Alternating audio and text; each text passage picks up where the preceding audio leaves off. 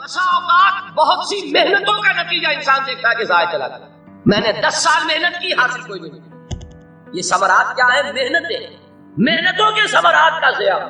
کوشش آپ نے کی، قسمت کی خوبی دیکھیے، ٹوٹی کہاں کمن، 2-4 حاجت کے لبے باب ہے، بی پریپیئرڈ۔ ایک شاعر کے اشعار ہیں، وہ کمیونسٹ تھا، میں نام بھی نہیں لیتا، لیکن یہ کہ یہ اسی انقلابی، چونکہ ان کا بھی ایک انقلابی نظریہ ہے، انقلابی عمل میں یہ سارے مراحل آتے ہیں۔ کوئی سیٹ بیک آیا، فرض کیجئے کوئی ناکامی ہو گئی، تو اپنے ساتھیوں کو دل بندھانے کے لیے یہ فصل امیدوں کی ہمدم اس بار بھی غارت جائے گی، سب محنت صبح و شاموں کی اب کے بھی اکارت جائے گی۔ میرے نبی کے ثمرات کا جو لفظ یہاں آیا ہے، وَنَقْصٍ مِّنَ الْأَمْوَالِ وَالْأَنفُسِ وَالثَّمَرَاتِ، سب محنت صبح و شاموں کی اب کے بھی اکارت جائے گی۔ دھرتی کے کونوں کھدروں میں پھر اپنے لہو کی کھاد بھرو، پھر مٹی سینچو اشکوں سے، پھر اگلی رت کی فکر کرو، پھر اگلی رت کی فکر کرو، جب پھر ایک بار اجڑنا ہے۔ ایک فصل پکی تو بھر پایا، تب تک تو یہی کچھ کرنا، ایک مقصد ہے صاحب، انقلاب برپا کرنا۔ ایک کوشش ناکام ہو جائے کوئی پرواہ نہیں، نیکسٹ، پھر تیار رہو ناکامی کے لیے۔ ایسا نہ ہو جو انگریزی میں کہتے ہیں hope for the best but be prepared for the worst۔ ایسا نہ ہو کہ دوسری مرتبہ ناکام ہو کے بددل ہو جاؤ، تمہاری ہمتیں جواب دے جائیں، نہیں، پہلے سے تیار رہو کہ دوسری مرتبہ بھی ناکامی آئے تو آئے، لیکن جب تک کہ کامیابی حاصل نہیں ہوتی ہمیں یہ کام کیے تھے۔ دیکھیے سیرت میں آیا کہ نہیں یہ واقعہ؟ بدر میں مسلمانوں کو فتح ہوئی تو احد میں زٹ پہنچی کہ نہیں؟ 70 صحابہ شہید ہوئے کہ نہیں؟ اگر ان کی ہمتیں جواب دے جاتی تو گاڑی کیسے چلتی آتی؟ تو فرمایا وَلَنَبْلُوَنَّكُمْ بِشَيْءٍ مِّنَ الْخَوْفِ وَالْجُوعِ وَنَقْصٍ مِّنَ الْأَمْوَالِ وَالْأَنفُسِ وَالثَّمَرَاتِ، ہم تمہیں لازم آزمائیں گے، خوف کی کیفیت سے، فقر و فاقے کی کیفیت سے، بھوک سے، جان کے نقصان سے، مال کے نقصان سے، محنتوں کے حاصل کے ضائع ہو جانے سے۔ وَبَشِّرِ الصَّابِرِينَ، اور اے نبی بشارت دیجئے صبر کرنے والوں، الَّذِينَ إِذَا أَصَابَتْهُمْ مُصِيبَةٌ، وہ کہ جب ان پر کوئی تکلیف آئے، کوئی مصیبت آئے، کوئی آزمائش آئے، قَالُوا إِنَّا لِلَّهِ وَإِنَّا إِلَيْهِ رَاجِعُونَ، وہ یہ کہیں کہ ہم اللہ ہی کے ہیں، اللہ ہی کی طرف لوٹ جانا۔ یہ وہی انداز ہے جو میں نے فارسی کا شعر سنایا تھا آپ کو کہ سرے تسلیم خم ہے جو مزاج یاد ہے، وہ ہمارا مولا ہے، ہمارا آقا ہے، اگر اسے یہی منظور ہے تو ہمیں بھی یہی منظور۔ میں نے تسلیم و رضا کی بات کی تھی نا، آپ کو کچھ شعر سنائے تھے، ایک شعر اور سنیے، اور یہ کس کا ہے؟ محمد علی جوہر کا۔ ایک مرتبہ جیل گئے، ان کی ایک بیٹی جوان بیمار ہوئی، فوت ہو گئی، باہر چھوڑا انگریز نے، جاؤ بھائی دفن کر دو بیٹی۔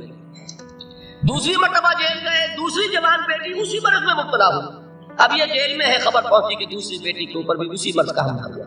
ایک نظم لکھی ہے جس کا آخری شعر یہ ہے، تیری صحت ہمیں منظور ہے لیکن اس کو نہیں منظور تو پھر ہم کو بھی منظور نہیں۔ یہ ہے، جب تک یہ کیفیت نہ ہو اس میدان میں آدمی ثابت قدم نہیں رہ سکتا کہ میرے رب کو اگر یہ منظور ہے تو یہی مجھے منظور ہے، اور تیری صحت ہمیں چاہیے تو ضرور، لیکن ہمارے رب کو منظور نہیں تو ہمیں بھی منظور۔ راضی برضائے رب، وَبَشِّرِ الصَّابِرِينَ الَّذِينَ إِذَا أَصَابَتْهُمْ مُصِيبَةٌ قَالُوا إِنَّا لِلَّهِ وَإِنَّا إِلَيْهِ رَاجِعُونَ، نہ شود نصیب دشمن کے شود ہلاکِ تیغت، سر دوستہ سلامت کے تو خنجر آزاد، اولئک علیہم صلوات من ربہم ورحمہ، یہی ہے وہ لوگ جن پر ان کے رب کی طرف سے عنایتیں ہیں اور رحمتیں ہیں، واولئک هم المہتدون، اور یہی ہے وہ لوگ جو کامیاب ہونے والے ہیں، ہدایت پانے والے، ہدایت یافتہ۔ اسی سورہ بقرہ میں ذرا آگے چل کر، یہ تو ہے 20واں رکوع، 19واں رکوع، 21ویں رکوع کی پہلی آیت ہے، لیس البر ان تولوا وجوہکم قبل المشرق والمغرب ولکن البر من آمن باللہ والیوم الآخر والملائکۃ والکتاب والنبیین وآتى المال على حبه ذوي القربى واليتامى والمساكين وابن السبيل والسائلين وفي الرقاب وأقام الصلاة وآتى الزكاة والموفون بعهدهم إذا عاهدوا والصابرين في البأساء والضراء وحين البأس۔ اب یہ آیت جو ہے سورۃ العصر میں جو مضامین آئے تھے سارے اس میں موجود ہیں۔ وہاں ایمان کا لفظ آیا، یہاں 5 ایمانیات کی تفصیل آ گئی، اعمال کی تفصیل آئی، اور آخری بات وہاں کیا ہے؟ وَتَوَاصَوْا بِالصَّبْرِ، اور یہاں کیا ہے؟ وَالصَّابِرِينَ فِي الْبَأْسَاءِ وَالضَّرَّاءِ وَحِينَ الْبَأْسِ، اور صبر کرنے والے، اصل نیکی ان کی ہے جو صبر کرے، کس میں؟ جنگ کے وقت، ذرائے، باسائے، باسا کہتے ہیں فقر اور فاقہ، واحد آئے گا باس تو اس کے معنی جنگ، اور باسا جمع میں آئے گا تو فاقہ، فقر، بھوک، اور ذرائع جسمانی تکلیف، ضرر جسمانی تکلیفوں میں صبر کرنے والا، فقر اور فاقے میں صبر کرنے والا، اور جنگ کے وقت صبر کرنے والے، اولئک الذین صدقوا واولئک هم المتقون، یہ ہے وہ لوگ جو صبر کرنے والے ہیں، یہ ہے جو سچے ہیں، جو اپنے دعوے میں نیکی کے اور ایمان کے ثابت ہیں، اور یہی وہ لوگ ہیں جو متقی ہیں۔ اگلی صورت ہے سورہ آل عمران، اس میں 2 لفظ آئے ہیں، آخری آیت، یا ایھا الذین آمنوا اصبروا وصابروا ورابطوا واتقوا اللہ لعلکم تفلحون۔ دیکھیے یہاں صبر اور صابر جو تعلق جہد اور جہاد کا ہے وہی ہے صبر اور مصابرت۔ صبر ایک طرفہ عمل ہے، آپ جھیل رہے ہیں، برداشت کر رہے ہیں، صبر علی المعصیہ، صبر علی الطاعہ، صبر علی الابتلاء، یہ سب کیا ہے صبر۔ اور مصابرت کیا ہے؟ صبر کا صبر سے مقابلہ۔ یہ سورہ آل عمران، اب وقت نہیں ہے میں آپ کو سناتا اللہ تعالیٰ نے کیسے کیسے مسلمانوں سے کہا، مسلمانوں تمہیں سچ پہنچی ہے تو انہیں بھی تو پہنچی تھی، ان کے 70 نہیں مارے گئے تھے بدر میں، ان کے حوصلے جو ہے وہ تو پست نہیں ہوئے، وہ اگلے سال آ گئے تم پر چڑھائی کر کے، تم کیوں اتنا برا مان رہے ہو؟ تمہارے دل اتنے زخمی کیوں ہو گئے؟ تمہیں تکلیف پہنچتی ہے تو انہیں بھی پہنچتی ہے۔ اپنی غیرت جو ہے ہمیں ذرا اس کا جائزہ لینا چاہیے۔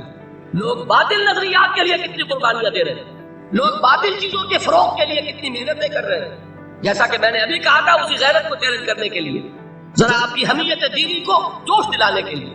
قادیانی نوجوان کتنی تعداد میں اپنے آپ کو دین کے لیے وقف کرتا ہے، اور آپ کتنے نوجوان ہیں جو اپنے آپ کو دین کے لیے وقف کرتے ہیں، اور وہ کھاتے پیتے گھرانوں کے لوگ۔ یہ نہیں ہے کہ اگر کوئی اور کام نہیں کر سکتا تو پھر یہ ہے کہ وہ دین کے کام میں لگے۔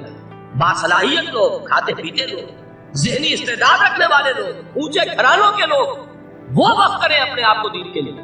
اس کے بغیر کیسے باہر آ جائے گی، کیسے رونق آئے گی؟ تو دنیا میں باطل نظریات والے جو ہیں، یہ بات کہی گئی ہے، مسلمانوں تم اگر توحید کے لیے لڑ رہے ہو، دیکھتے نہیں ابو جہل کو، اس نے گردن کٹوائی ہے شرک کے لیے، شرک کے لیے گردن کٹوائے، اور تم توحید کے لیے گردن کٹوانے کو تیار ہو۔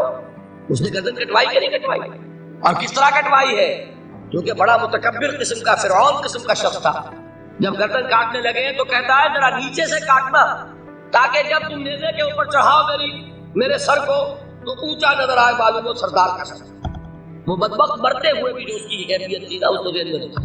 تو یہ اس لوگوں نے قربانیاں دی، جانے دی، تو فرمایا اگر تم ان سے زیادہ قربانی نہیں دو گے، یہ نوٹ کر لیجیے، مجرد اگر حق کو غالب کرنا اللہ کے ذمے ہو تو آنے واحد میں غالب کر دے گا، تمہیں تکلیف ہی دینے کی ضرورت نہیں۔ سمجھ رہے؟ کیا اللہ کے مقابلے میں کوئی باطل کی طاقت ٹھہر سکتی ہے؟ یہ تمہارے ایمان کا امتحان ہے، یہ تمہارے خلوص کی آزمائش ہے، یہ تمہارے امتحان کا ثبوت درکار ہے کہ اللہ تعالیٰ دیکھنا چاہتا ہے تم اس کے لیے اپنی جانیں قربان کرنے کو تیار ہو کہ نہیں، تم اس کے لیے تن من دل لگانے کو تیار ہو کہ نہیں۔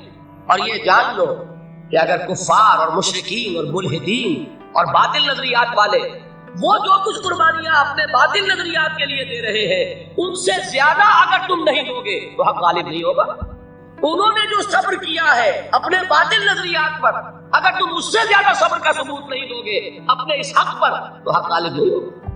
اس لیے فرمایا یا ایھا الذین آمنوا اصبروا وصابروا، نہ صرف یہ کہ صبر کرو بلکہ صبر میں اپنے دشمنوں سے آگے نکلو، ان کے صبر سے بڑھ کر صبر کرو۔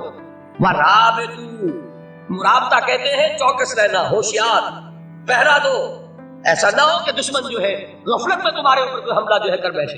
واتقوا اللہ، اور اللہ کا تقوی اختیار کرو، لعلکم تفلحون، تاکہ تم فلاح پاؤ۔